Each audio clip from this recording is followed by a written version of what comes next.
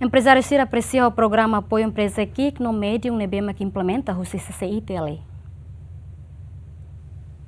Empresário Sira, o município Balcão no Lauteng aprecia o programa Apoio ao Empresário KIC no médio, nebe implementa o Câmara Comércio e Indústria Timor-Leste. Tamatuira Empresário Sira, investimento em setor agrícola, lihusi programa nebe foi na lais nesse CTL, o Empresário Sira assina ona acordo, bele motiva agricultor Sira, a tu investe em setor agrícola, rodia cliutan, rodia sai produção fosse arailaran. No nemos Empresário Sira, município Lauteng no Balcão, dadang ne, hamutu ko agricultor Sira, hahu halo preparação no balong kudawana hareba programa Apoio à Empresa KIC no médio, nebema que implementa e a município referida. Agradecer também a CCI também apoio durante a minha preocupação, maka fini hare e depois hare ninya moris nela dundia, mas agora se hamutu ko CCI sira tamarai ninya impacto ne tamarai, ne maka halo produção nela dun sa dia.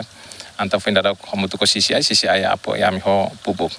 Nebe pupuk kita nema kami usa honinha técnico rasik hamutu ko ami ne oisa atu implementa bot ne neba fase primeiro foi dada kami hau parece batinang ointan ami se lokeloan litang aminia area dane CCTL ne anessa modelo ida ba empresa oisa ita hahu ida ne iha parte rua nebe CCTL apoio ida apoio técnica maxira fo aplicator datang sira apoio empréstimo by empresa nebe interessado investe ya setor produtivo anoin idane dia tebes by empresa micro no medio empresa sira nebe hakarak investe iha setor produtivo.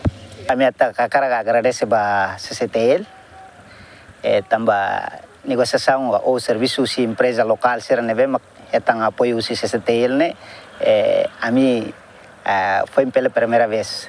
Mas bem, demoplot neve ma amilao nia hatudu ba ami katak diang iha significante. Mudança neve ma significante teves. Tambah ini prosesu ahua agora lá ora dauk, mas bem ami garantia katak diang se hetan resultado neve mak bele fo satisfaz ba a minha empresa rasik. Programa Apoio à Empresa KIC no médio nebe mak dadang ne implementa em município Balcão hamutu hectare valu e a posto administrativo laga Balcão Vila Venilale vemasi no município Lauteng hectare ida e a posto administrativo loro Adérito Ximenes Jacinta Lemos GMN.